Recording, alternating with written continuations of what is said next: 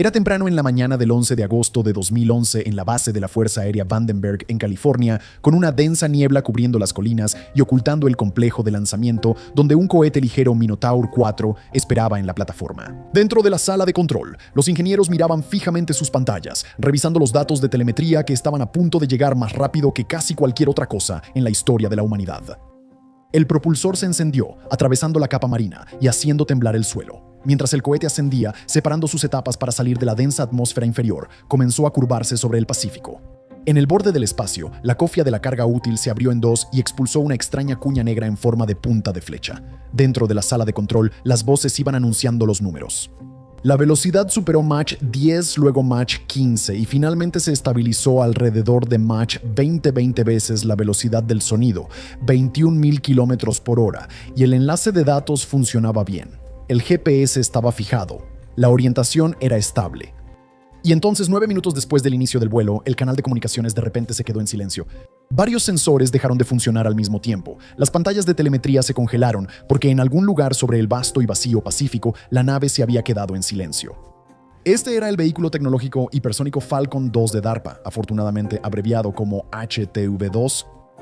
Era una plataforma experimental diseñada para responder una pregunta terriblemente difícil. ¿Era posible construir una aeronave que pudiera volar a cualquier parte del mundo en menos de 60 minutos? A esas velocidades, el plan era poder cruzar de Nueva York a Los Ángeles en menos de 12 minutos. En algunos conceptos, podrías ir de Londres a Sydney en menos de una hora. Pero oficialmente el HTV-2 era solo un vehículo planeador. Y considerando que sus 2 vuelos públicos terminaron en lo que los ingenieros llaman educadamente una rápida e inesperada interferencia con el océano, podrías sentirte tentado a decir que, bueno, extraoficialmente no lo era. Pero el fracaso de esta máquina en específico conectaba con una historia mucho más grande y mucho más significativa. Verás, el programa Falcon está en el corazón del concepto estadounidense de ataque global inmediato. Este era el deseo de lanzar un arma convencional, no nuclear, desde el territorio continental de Estados Unidos y alcanzar un objetivo. Un campo de entrenamiento terrorista, un lanzador de misiles móvil o una instalación satelital hostil en cualquier parte del planeta. Sin que alguien pensara que Estados Unidos acababa de lanzar un ICBM con cabeza nuclear, lo cual sería malo. Es una capacidad que desde entonces se ha convertido en la nueva palabra de moda en la carrera armamentista del siglo XXI. Desde el DFCTF de China hasta el Avangard de Rusia, ya hablé de eso antes en el canal si quieres revisarlo, el mundo actualmente está luchando por dominar la tecnología que comenzó aquí mismo con esta pequeña cuña negra cayendo al océano.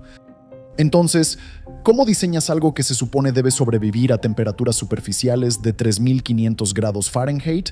Eso es más caliente que el acero fundido, por cierto, durante 20 minutos seguidos.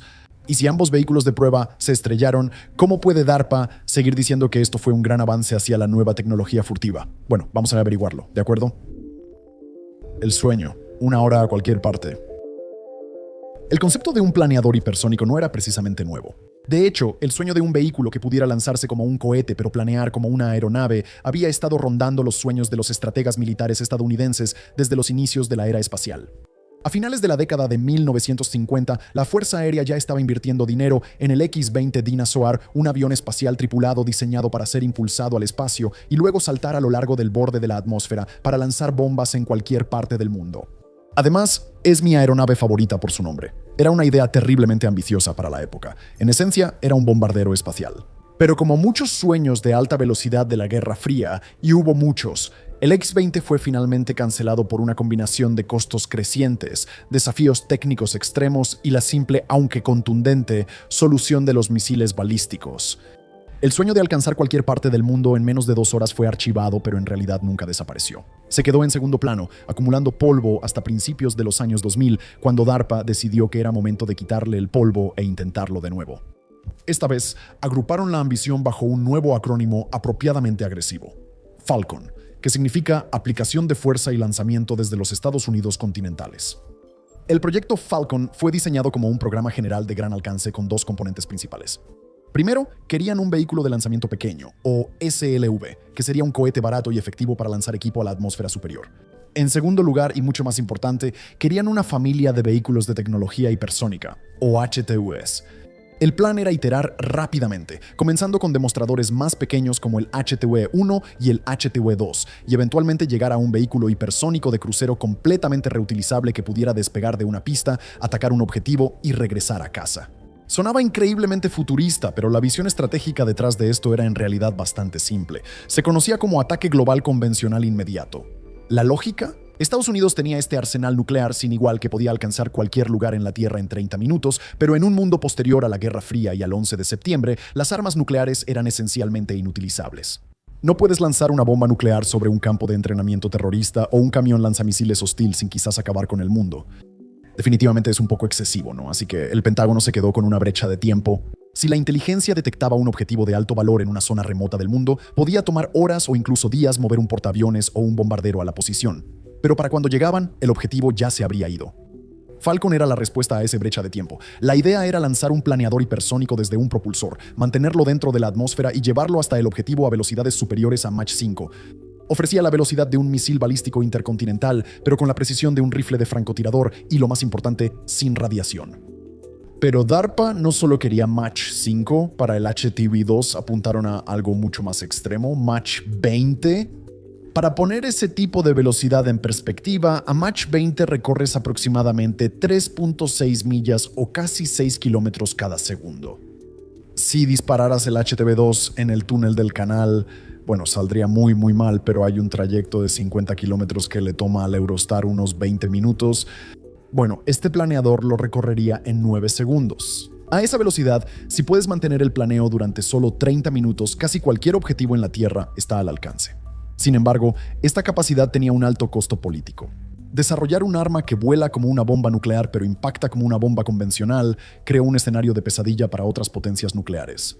Si Rusia o China ven un objeto moviéndose rápidamente lanzado desde Estados Unidos y acercándose a su frontera a Mach 20, solo tendrán minutos para decidir si se trata de un ataque convencional a un objetivo específico o el inicio del fin del mundo. Esta ambigüedad sobre la ojiva se convirtió en una de las controversias más importantes del programa.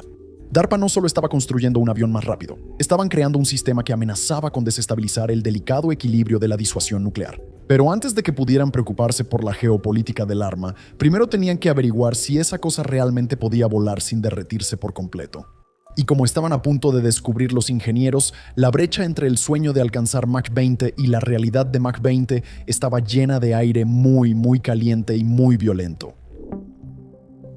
Dentro del programa Falcon y la misión del HTV-2, bien, entonces, ¿cómo exactamente construyes una máquina capaz de sobrevivir al viaje que acabamos de describir? Bueno, en la ingeniería aeroespacial tradicional, la regla es bastante simple. Primero gateas, luego caminas y después corres. Construyes un demostrador de baja velocidad, pruebas lo básico y luego poco a poco aumentas la dificultad. Ese era el plan original para el programa Falcon también. La hoja de ruta contemplaba un vehículo llamado HTV-1. Se suponía que sería la fase de gateo, un planeador de bajo rendimiento diseñado para probar las técnicas de fabricación del escudo térmico, pero hubo un pequeño problema. El diseño requería una carcasa aerodinámica de carbono-carbono curva y de una sola pieza, y resultó que construir una carcasa aerodinámica curva y de una sola pieza de carbono-carbono es bastante difícil. Básicamente era muy difícil fabricar algo que no se rompiera bajo ese tipo de tensión. Los problemas de fabricación con el HTV-1 se volvieron tan graves que DARPA tomó una decisión audaz, quizás un poco imprudente. Cancelaron por completo la fase de gateo. Decidieron que simplemente iban a pasar directamente a correr. Pasaron directamente al diseño más avanzado y agresivo, el HTV-2. El HTV-2 fue construido por la legendaria división Skunk Works de Lockheed Martin, los mismos que nos dieron el SR-71 Blackbird y el F-117 Nighthawk, dos aviones realmente impresionantes.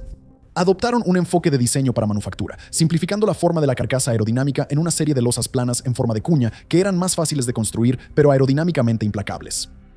Pero no te equivoques, esto no era un arma, al menos no todavía. En el lenguaje oficial del programa, el HTV-2 era una plataforma de recopilación de datos. Su misión principal no era hacer volar nada por los aires. Era atravesar la atmósfera superior a toda velocidad, recolectar terabytes de telemetría y verificar los modelos físicos sobre los que los ingenieros han estado discutiendo durante décadas. Los objetivos eran una lista de pesadillas aerodinámicas. Primero, demostrar que esta forma de punta de flecha realmente generaba suficiente sustentación para planear miles de millas. Segundo, validar el sistema de protección térmica de carbono-carbono, asegurándose de que las estructuras calientes no se derritieran cuando el aire se convirtiera en plasma, que es algo que apenas estoy aprendiendo que el aire puede hacer. Tercero, demostrar que realmente podías dirigir esta cosa, proporcionando guiado, navegación y control precisos a velocidades en las que un pequeño movimiento de una aleta podía enviarte dando vueltas al espacio o desintegrarte en el océano. Y finalmente había un sistema crítico más por probar, el sistema autónomo de seguridad de vuelo. Este era un software a bordo con una tarea realmente específica. Si el vehículo detectaba que estaba perdiendo el control o volando fuera de su corredor de seguridad, estaba programado para ordenar inmediatamente una maniobra de terminación, obligando al planeador a realizar un giro suicida directo al océano. Como veremos, este sistema funcionó perfectamente 2 veces. El plan de vuelo para este vehículo de recopilación de datos fue prácticamente idéntico en ambas misiones. El sitio de lanzamiento fue la base de la Fuerza Aérea de Vandenberg en California. El vehículo de lanzamiento era un Minotaur 4 Lite de Orbital Sciences, una versión modificada del misil Peacekeeper, que utilizaba 3 etapas de cohetes de combustible sólido para sacar el planeador fuera de la atmósfera. El perfil requería que el propulsor elevara el HTV-2 hasta el borde del espacio, alcanzando una altitud de aproximadamente 100 millas. Luego, la cofia protectora tipo concha se abriría y el planeador se separaría. En este punto, la gravedad lo haría descender de nuevo a la atmósfera, donde realizaría una maniobra de ascenso para estabilizarse alrededor de Mach 20. A partir de ahí, el plan era deslizarse por la atmósfera a través del Océano Pacífico durante unos 30 minutos cubriendo más de 4.000 millas náuticas, aproximadamente 7.700 kilómetros. El objetivo era una zona del océano justo al norte del campo de pruebas del atolón Kwajalein del ejército de los Estados Unidos en las Islas Marshall. Ahora, en teoría, el vehículo terminaría su misión con una inmersión controlada en el agua. En la práctica, eso no sucedió. Los vuelos nunca llegaron a Kwajalein. Ambos vehículos dejaron de transmitir alrededor del minuto 9. Pero a pesar de los vuelos cortos, los líderes del programa insistieron en que valió la pena. El mayor Chris Schultz, el gerente del programa de la Fuerza Aérea de los Estados Unidos, enfatizó después que los túneles de viento en tierra simplemente te engañan a estas velocidades. No puedes simular los cambios químicos en el aire a Mach 20. Como dijo Schultz, necesitaban datos de vuelo reales para entender lo que realmente le estaba pasando a la superficie del avión. La directora de DARPA, Regina Dugan, después lo expresó de manera aún más clara.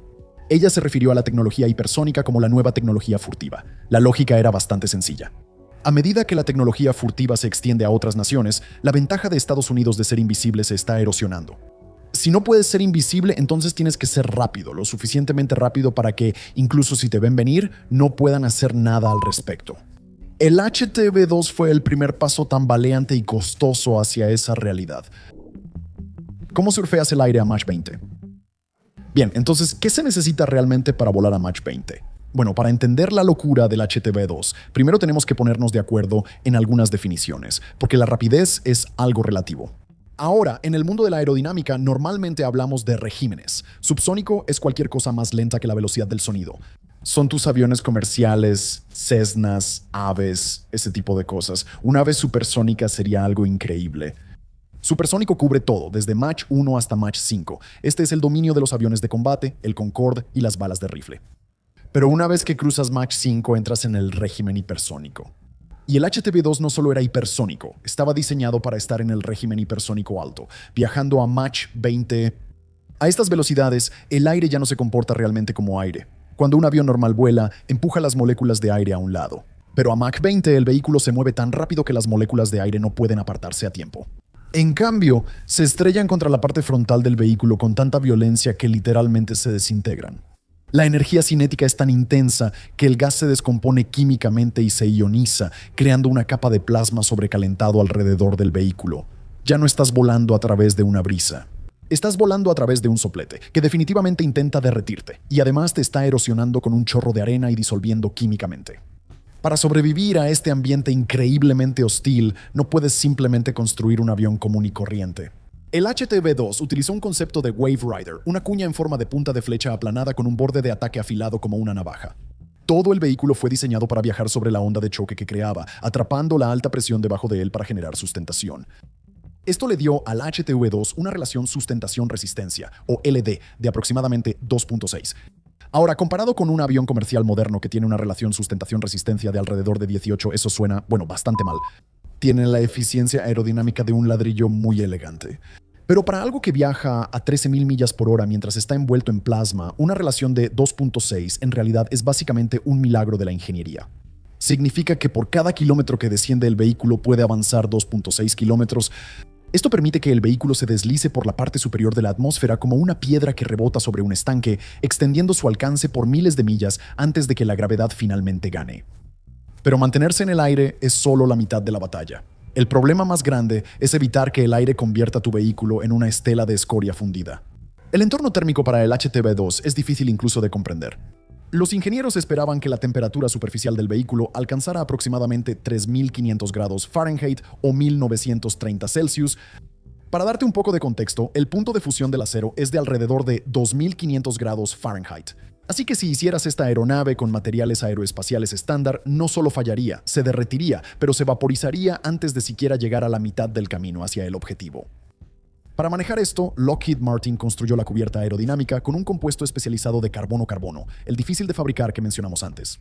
Ahora, este material es increíblemente ligero, increíblemente fuerte, y se mantiene rígido incluso cuando está al rojo vivo, pero fabricarlo es una verdadera pesadilla. Tienes que juntar hojas de tela de carbono, impregnarlas con resina y luego hornearlas a temperaturas extremas durante semanas para convertir la resina en grafito de carbono puro. Imagina tratar de construir un avión de papel que necesita mantenerse perfectamente rígido mientras alguien lo sostiene dentro de un horno de fundición y luego lo lanza a través de un huracán. Ese es en esencia el diseño del HTV-2. Luego está el problema de la dirección. DARPA identifica 3 principales obstáculos técnicos para este programa: aerodinámica, efectos aerotérmicos y guiado, navegación y control o GNC. GNC es el arte de decirle al vehículo a dónde ir, pero a Mach 20 todo es mucho más difícil. Mira, el vehículo se mueve a 3.6 millas por segundo. Eso significa que los sensores a bordo y los receptores GPS tienen que captar las señales de los satélites mientras se mueven más rápido que casi cualquier otro objeto hecho por el hombre en la historia. De hecho, mantener una señal del GPS a esa velocidad fue uno de los pocos logros que DARPA presumió con orgullo después del primer vuelo. El sistema de control tiene que ser absolutamente sobrehumano. El vehículo usaba aletas aerodinámicas para maniobrar, pero en la atmósfera superior, que es muy delgada, las aletas no tienen mucho aire sobre el cual actuar. Así que el HTV-2 también llevaba un sistema de control de reacción, o RCS, un pequeño conjunto de propulsores de cohetes capaces de expulsar gas para empujar el morro. Izquierda, derecha, arriba o abajo. La computadora tiene que mezclar estos dos sistemas perfectamente. Si la nariz se desvía solo una fracción de grado de su curso, a Mach 20 ese error se traduce en perder el objetivo por cientos de millas, o peor aún, girar fuera de control. Y debido a que el vehículo está rodeado por una capa de plasma ionizado, las señales de radio también pueden bloquearse, lo que significa que la computadora a menudo vuela completamente sola, tomando decisiones de supervivencia en milisegundos. Y esto nos lleva al sistema autónomo de seguridad de vuelo. Ahora, probar armas experimentales cerca de zonas pobladas pone bastante nerviosos a los gobiernos. Si el HTV-2 decidiera girar inesperadamente hacia San Francisco o Tokio, sería un verdadero desastre. Así que los ingenieros le dieron al vehículo una especie de pastilla suicida. El sistema autónomo de seguridad de vuelo monitoreaba la posición y el estado del vehículo. Si el planeador detectaba que estaba perdiendo el control o saliéndose de su corredor de vuelo seguro, estaba programado para ordenar instantáneamente una maniobra de terminación. Deliberadamente forzaría al vehículo a hacer un giro violento y a inclinarse directamente hacia abajo, zambulléndose en el océano para asegurarse de que no lastimara a nadie. Ahora, en última instancia, esta naturaleza desechable era básicamente el objetivo principal. DARPA se refería explícitamente al HTV-2 no como un prototipo, sino como ese sistema de recolección de datos que mencionamos antes. Estaba lleno de sensores diseñados para registrar temperaturas, presiones y fuerzas aerodinámicas que ningún túnel de viento en la Tierra podía simular. El objetivo no era construir una flota de estos planeadores específicos. El objetivo era recopilar datos que alimentarían los modelos computacionales para programas futuros. Cosas con nombres como Tactical Boost Glide y concepto de arma hipersónica con respiración atmosférica. Los ingenieros sabían que el vehículo iba a morir. Solo esperaban que viviera lo suficiente para contarles algo interesante antes de que eso pasara. Resultó que en el primer vuelo tuvo una historia muy corta que contar. Vuelo 1. El 22 de abril de 2010 se llevó a cabo la primera prueba importante del programa Falcon. Ese día en la plataforma se encontraba un Minotaur 4 Light, un cohete tipo monstruo de Frankenstein derivado de misiles Peacekeeper fuera de servicio. En la parte superior, oculto dentro de la cofia, estaba el primer vehículo HTV-2. El plan era sencillo. El propulsor se lanzaría y realizaría una serie de maniobras complejas de gestión de energía, básicamente virajes en S durante el ascenso para disipar el exceso de energía y no superar la velocidad objetivo. En el borde del espacio, la cofia se abriría, el planeador se separaría y el vehículo comenzaría su largo y solitario planeo a través del Pacífico hacia Kwajalein. Al principio, todo parecía perfecto. El lanzamiento fue limpio, la separación fue limpia. Durante los primeros minutos del planeo, la sala de control estaba llena de emoción por lo que parecía un éxito histórico. DARPA había reunido la red más grande de recursos de recolección de datos jamás desplegada para una prueba hipersónica. Barcos, aviones, satélites y estaciones terrestres estaban atentos a esta única cuña negra y el vehículo respondía. Estableció comunicación bidireccional con tierra. El sistema de control de reacción, RCS, estaba funcionando correctamente para mantenerlo estable. Lo más impresionante fue que la computadora a bordo mantuvo la señal de GPS mientras viajaba a Mach 20, pero luego los datos se detuvieron. Aproximadamente a los 9 minutos de vuelo, 8 sistemas de telemetría diferentes perdieron la señal simultáneamente. Las pantallas se quedaron en blanco. El vehículo había desaparecido. Entonces, ¿qué pasó? Tomó meses para que una junta independiente de revisión de ingeniería reconstruyera lo ocurrido. El culpable no fue un ala derretida ni una falla de computadora. Fue un fenómeno conocido como acoplamiento de guiñada y alabeo. Piensa en el HTV2 como un patinador sobre hielo, girando en un círculo muy cerrado. Si el patinador se inclina solo un poco demasiado hacia un lado, el giro se convierte en una voltereta. A Mach 20, esa voltereta ocurre en milisegundos. La junta de revisión descubrió que el vehículo volaba en un ángulo de ataque que producía una guiñada mayor de lo previsto. Básicamente, la nariz se desvió hacia un lado más de lo que los modelos decían que lo haría. Esta guiñada obligó al vehículo a entrar en un alabeo. La computadora a bordo vio que esto estaba ocurriendo y respondió, activando sus propulsores y moviendo sus aletas para corregir el giro. Pero las fuerzas aerodinámicas eran más fuertes que las superficies de control. La capacidad de control del vehículo, su capacidad física para contrarrestar el aire, se vio rebasada. Y aquí es donde el HTV2 se dio cuenta de algo. Iba a perder la pelea. El sistema autónomo de seguridad de vuelo, la píldora suicida, detectó que el vehículo estaba a punto de salirse de sus parámetros seguros de vuelo. En lugar de arriesgarse a girar sin control y aterrizar en algún lugar impredecible, la computadora ejecutó su último comando, forzando al vehículo a hacer un giro controlado y bajó la nariz, ordenando una rápida e inesperada caída en el océano en lo profundo del Pacífico. Inmediatamente después, el ambiente era bastante sombrío. Los titulares no fueron nada favorables. El avión más rápido jamás construido apenas había durado 9 minutos. Los críticos empezaron a preguntarse si esto iba a ser una repetición de los fracasos de los aviones espaciales de los años 80 y 90. ¿Estaba el HTV-2 destinado a convertirse en otro avión condenado a quedarse en el hangar, demasiado caro para volar y demasiado frágil para tener éxito? Bueno, DARPA tuvo que tomar una decisión. Habían reunido algunos buenos datos, pero la misión principal había fallado. Les quedaba un vehículo en el inventario. Podían empacarlo e irse a casa, o podían intentar arreglarlo, cargar el último planeador que quedaba en un cohete y jugarse el todo por el todo una vez más. Autopsia. Para el segundo vuelo, decidieron ajustar el plan de vuelo. Primero, ajustaron el centro de gravedad moviendo la masa dentro del vehículo. Esto podría hacerlo naturalmente más estable, como ponerle un clip en la punta a un avión de papel. En segundo lugar, cambiaron el perfil de vuelo. Programaron el piloto automático para volar con un ángulo de ataque más bajo. Al mantener la nariz más baja, mantuvieron el vehículo en un rango aerodinámico más seguro, donde las superficies de control tenían más margen para trabajar. Y en tercer lugar, pusieron a trabajar los propulsores. Para el segundo vuelo, el software se actualizó para usar el sistema de control de reacción y así complementar las aletas aerodinámicas de manera mucho más agresiva, especialmente al principio del planeo, cuando el aire era menos denso. Si las aletas no podían controlar el giro, los cohetes lo sacarían adelante. Pero fíjate en lo que no cambiaron. No cambiaron la forma de punta de flecha y, lo más importante, no cambiaron el sistema de protección térmica. Los ingenieros estaban seguros de que la carcasa aerodinámica, esa piel de carbono de alta tecnología, estaba bien.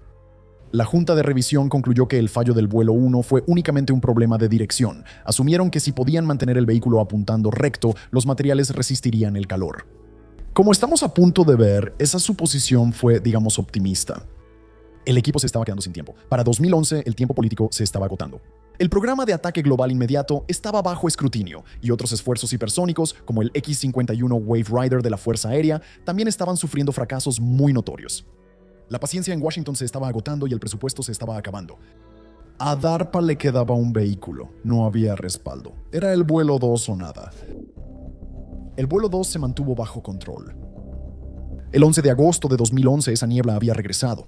El lanzamiento ya había sido cancelado una vez el día anterior debido al mal clima, sumando otras 24 horas de angustiosa demora a un programa que ya vivía con tiempo prestado. En la plataforma estaba el segundo y último vehículo HTV-2. No había planeadores de respaldo en el hangar, no había presupuesto para un tercer vuelo. Los ingenieros ajustaron el centro de gravedad, modificaron la trayectoria de vuelo y reescribieron el software de control. Ahora solo les quedaba esperar que todo funcionara. A las 7:45 AM hora del Pacífico, el Minotaur 4 Lite despegó rugiendo y llevó la última esperanza del programa hacia el borde del espacio.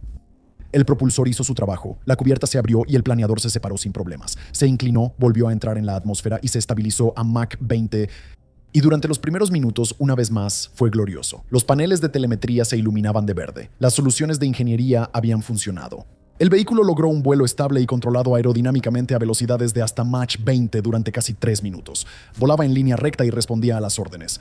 Estaba haciendo exactamente lo que se supone que debe hacer un planeador hipersónico, pero mientras la computadora de guía mantenía la nariz recta, el aire exterior estaba destrozando el vehículo. Un análisis posterior reveló que durante este planeo estable, el vehículo estaba experimentando perturbaciones de ondas de choque más de 100 veces más fuertes de lo que estaba diseñado para soportar. El planeador estaba luchando por su vida, corrigiéndose una y otra vez hasta que ya no pudo hacerlo más. La Junta Independiente de Revisión de Ingeniería concluyó más tarde que la causa principal de la falla fue una degradación inesperada de la carcasa aerodinámica. En palabras simples, su piel empezó a desprenderse. Los modelos habían predicho que el compuesto de carbono-carbono se desgastaría, básicamente se erosionaría lentamente como una barra de jabón. Pero en realidad, pedazos más grandes de lo esperado de la piel del vehículo estaban siendo arrancados por el flujo de aire. Cuando un pedazo de piel se desprende a Mach 20, realmente no solo deja una abolladura. Crea una brecha irregular que genera una onda de choque masiva. Estas ondas de choque golpeaban el costado del vehículo como un martillo, causando giros violentos. El vuelo hipersónico es simplemente brutal. Estamos acostumbrados a ver naves espaciales reentrar en la atmósfera, soportando miles de grados de calor, pero una cápsula como Apollo o Sawyer solo atraviesa ese calor durante unos minutos mientras reduce la velocidad. El HTV-2 estaba intentando permanecer en ese calor. Imagina el escudo térmico de una nave espacial, pero en lugar de entrar solo por unos minutos y desacelerar, intentas mantenerte a esa temperatura de reentrada durante media hora. Incluso pequeñas imperfecciones o microgrietas pueden amplificarse hasta causar una falla catastrófica. El vehículo dio una pelea increíble. La telemetría mostró que soportó varias de estas alabeos inducidos por ondas de choque y que en realidad logró enderezarse usando sus propulsores y aletas para volver a centrar la nariz. Pero al final la degradación del recubrimiento se volvió demasiado severa, las ondas de choque demasiado violentas. Las perturbaciones superaron la capacidad del sistema de control para compensar. Y así, por segunda vez en 2 años, el sistema autónomo de seguridad de vuelo analizó los datos, se dio cuenta de que el vehículo estaba condenado y activó la secuencia de terminación. Usó su energía restante para guiar el vehículo hacia un amerizaje controlado en el Océano Pacífico. Para el mundo exterior, esto parecía un desastre vergonzoso. Los titulares fueron bastante duros otra vez. El avión más rápido jamás construido se estrella, gritó ABC News. The Guardian señaló que se perdió el contacto después de solo 9 minutos, marcando el segundo gran revés hipersónico de 2011 tras el fracaso del X-51 Wave Rider a principios de ese año. Pero dentro del Pentágono, el ánimo era diferente. Sí, el vehículo se perdió, pero antes de desaparecer, envió más de 9 minutos de datos de alta fidelidad, incluyendo esa ventana crucial de vuelo aerodinámico estable. Por primera vez, los ingenieros no estaban adivinando qué le sucede a la piel de carbono a Mach 20. Lo habían visto suceder. El camión cargado de datos se había estrellado, pero primero entregó la carga. Legado en la nueva tecnología furtiva. Entonces, después de 2 vuelos, 2 cohetes y 2 amerizajes prematuros, ¿qué aprendieron realmente los ingenieros? El segundo vuelo en realidad fue una reivindicación del diseño aerodinámico del vehículo. Cuando la cubierta no se desprendía, el HTV-2 volaba de manera espectacular. Demostró que la forma de punta de flecha era estable y controlable a Mach 20, validando las correcciones hechas después del primer fallo. El problema al final resultó ser completamente térmico. Los modelos computacionales existentes y las pruebas en tierra habían subestimado gravemente cuán rápido y violentamente se degradaría la cubierta de carbono bajo condiciones reales de vuelo. El mayor Chris Schultz, el gerente del programa, lo resumió perfectamente. Señaló que el vuelo 1 corrigió sus modelos aerodinámicos enseñándoles cómo maniobrar. El vuelo 2 corrigió su comprensión de los materiales, enseñándoles cómo sobrevivir. Fue un momento clásico de la ingeniería. Pensábamos que sabíamos, nos dimos cuenta de que estábamos equivocados y ahora, gracias a 18 minutos de tiempo de vuelo, realmente lo sabemos. Fantástico. Y lo que ahora saben está impulsando un concepto que DARPA llama la nueva furtividad. Durante los últimos 30 años, el dominio aéreo estadounidense ha dependido de ser invisible al radar, pero a medida que la tecnología furtiva se prolifera y los radares antifurtivos mejoran, esa ventaja está comenzando a erosionarse. Así que el Pentágono está buscando una nueva ventaja: velocidad extrema, alcance y distancia. La lógica es simple: el sigilo te oculta del radar enemigo. La hipersónica comprime el tiempo de reacción del enemigo. Incluso si te ven venir, un arma que viaja a Mach 20 cruza países enteros en minutos. Reduce el ciclo de decisión del defensor de horas a segundos, obligándolos a entrar en pánico o quedarse paralizados. El HTV-2 nunca se convirtió en un arma operativa, pero su ADN está en todas partes. DARPA declara explícitamente que los datos recolectados de estos 2 vuelos fallidos ahora están alimentando directamente las políticas, adquisiciones y decisiones operativas para la próxima generación de programas de ataque global rápido convencional. Las lecciones aprendidas específicamente sobre cómo fallan los compuestos de carbono a altos números Mach se han incorporado en programas sucesores con nombres como Integrated Hypersonics, Tactical Boost Glide y el Hypersonic Air Breathing Weapon Concept, o HAWC. Mientras que los detalles específicos de los sistemas modernos, como el cuerpo deslizante hipersónico común del ejército o el misil Arrow de la Fuerza Aérea, a menudo son clasificados y con razón. Todos existen en un ecosistema de ingeniería que fue definido por los fracasos del HTV-2. Para 2013, DARPA decidió que el HTV-2 ya había cumplido su función. Decidieron terminar el programa, eligiendo no construir un tercero. Habían respondido suficientes de las locas preguntas sobre Mach 20 como para darse cuenta de que tal vez debían reenfocar su investigación en sistemas más tácticos y con mayor capacidad de supervivencia. Cosas que no intentan cruzar medio mundo de un solo tirón, sino que ofrecen ataques más cortos y precisos. Pero mientras Estados Unidos se detuvo para reagruparse, el resto del mundo siguió avanzando. La física que exploró el HTV-2 desde entonces ha sido convertida en armas por los rivales de Estados Unidos. Los informes sugieren que el vehículo planeador hipersónico DF-STF de China y el sistema Avangard de Rusia ya han alcanzado el estado operativo. Estas armas dependen de la misma física básica de impulso y planeo que DARPA estaba probando en 2011. El HTV-2 no era un arma en sí mismo. Era el manual de instrucciones sobre lo que un arma que vuele a Mach 20 necesitaría para sobrevivir. Y parece que todos los demás también estaban leyendo ese manual. Al final, tenemos que mirar hacia atrás al costo humano de un proyecto como este. No en vidas, afortunadamente, sino en esfuerzo. Cientos de ingenieros pasaron años diseñando, construyendo y programando estas máquinas. Pasaron incontables noches en simuladores y salas de control. Y el resultado de todo su trabajo fueron 2 vuelos, de 9 minutos cada uno, ambos terminando en el océano. Se necesita un tipo especial de resiliencia para trabajar en el campo hipersónico. Los ingenieros tenían que redactar informes explicando por qué la piel del vehículo se desprendía más rápido de lo que pensaban y luego convencer al Congreso de que esto en realidad era un avance. Para la mayoría de nosotros, el éxito significa construir algo que todavía exista al final del proyecto. Para las personas detrás del HTV-2, el éxito fueron 9 minutos de datos y un amerizaje que habían planeado desde el principio. Gracias por vernos.